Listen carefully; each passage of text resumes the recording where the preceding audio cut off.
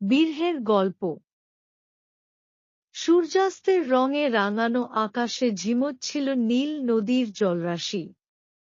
নদীর তীরে দাঁড়িয়ে ছিল এক ছেলে, তার হাতে ছিল একটা ছোট্ট সাদা পাখি। পাখিটির চোখে ছিল বিরহের ছায়া, যেন সেও বুঝতে পারছে তার প্রিয়জনের বিরহের কষ্ট। ছেলেটির নাম ছিল রুদ্র। তার প্রিয়জন ছিল তার প্রেমিকা রূপা।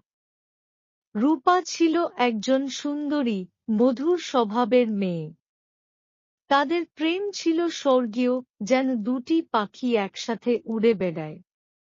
কিন্তু ভাগ্যের খেলায় রূপা চলে গেল অন্য দেশে। রুদ্রের জীবনে এলো অন্ধকার। রুদ্র প্রতিদিন নদীর তীরে এসে বসত, তার হাতে থাকত রূপার ছবি। সে ছবির দিকে তাকিয়ে থাকত, যেন রূপা তার পাশেই আছে। তার হৃদয় ছিল রূপার জন্য দুঃখে ভরা। একদিন রুদ্র নদীর তীরে বসেছিল, তার হাতে ছিল রূপার ছবি।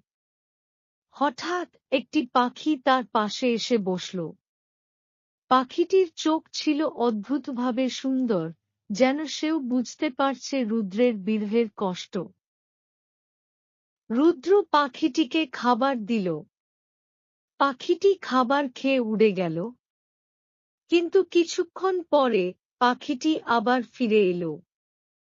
এবার তার মুখে ছিল একটি ছোট্ট চিঠি। রুদ্র চিঠিটি খুলে পড়তে শুরু করল। চিঠিতে লেখা ছিল, প্রিয় রুদ্র, আমি তোমার কাছে আছি। আমি তোমার বিরহের কষ্ট বুঝতে পারছি। তুমি একা নও। আমি সব সময় তোমার পাশে থাকব। রুদ্র চিঠিটি পড়ে অবাক হয়ে গেল।